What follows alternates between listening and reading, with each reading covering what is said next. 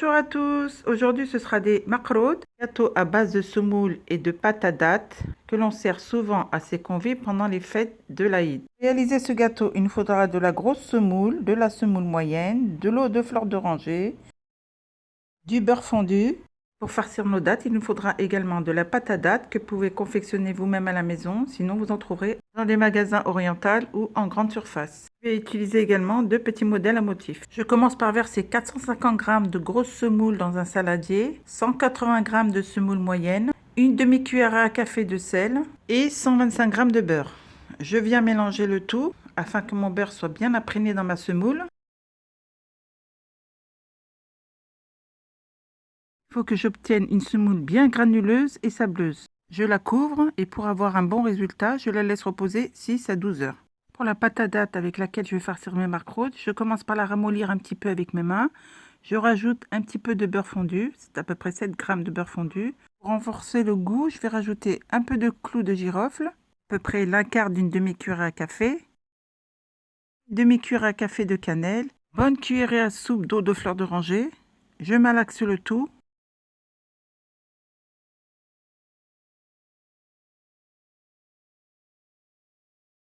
Maintenant que j'ai bien malaxé ma pâte, à l'aide de mes mains, je viens la rouler pour lui donner une forme de long cigare.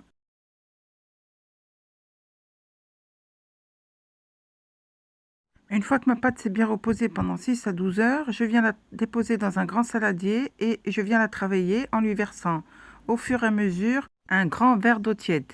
Je malaxe bien avec mes mains sans trop tasser la pâte.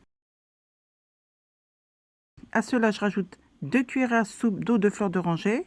Et je continue à la travailler en gardant toujours ce côté sableux et granuleux. Je ne manquerai pas de vous mettre les liens de la recette et des ingrédients en bas de la vidéo. Et pour ne rien rater, je vous invite à cliquer sur la petite cloche de notification. Vous retrouverez également sur ma chaîne YouTube ou sur les réseaux sociaux les recettes de Sapa, d'autres recettes de gâteaux sablés. Maintenant que j'ai bien travaillé ma pâte, je vérifie bien à la main qu'elle tienne bien. Je la couvre avec du papier film pour pas qu'elle dessèche. Je viens prendre un petit peu de ma pâte pour confectionner de gros boudins. Je la travaille un petit peu à la main. Je la dépose sur mon plan de travail. Je la roule sans trop la tasser et je viens former au centre un espace pour pouvoir y intégrer ma pâte à date.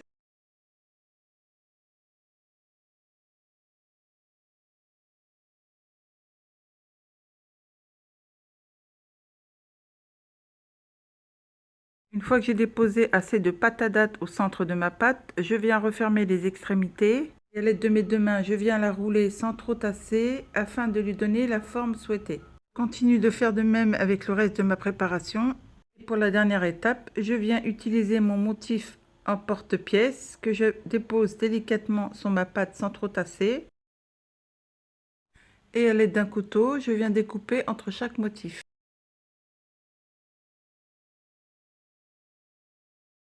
Avant de les enfourner, je préchauffe mon four quelques minutes avant. Je dispose mes gâteaux sur un plat allant au four. Je viens les enfourner pendant 30 à 40 minutes à 180 degrés.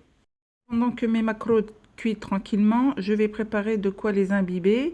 Je vais utiliser 200 g de miel dans lequel je vais rajouter 2 cuillerées à soupe d'eau de fleur d'oranger. Et vous pouvez aussi bien le remplacer par un sirop fait maison. Une fois que mes gâteaux cuits sortis du four, je les fais tremper quelques minutes dans le miel encore bien chaud et je les dispose dans un plateau en les parsemant de quelques graines de sésame.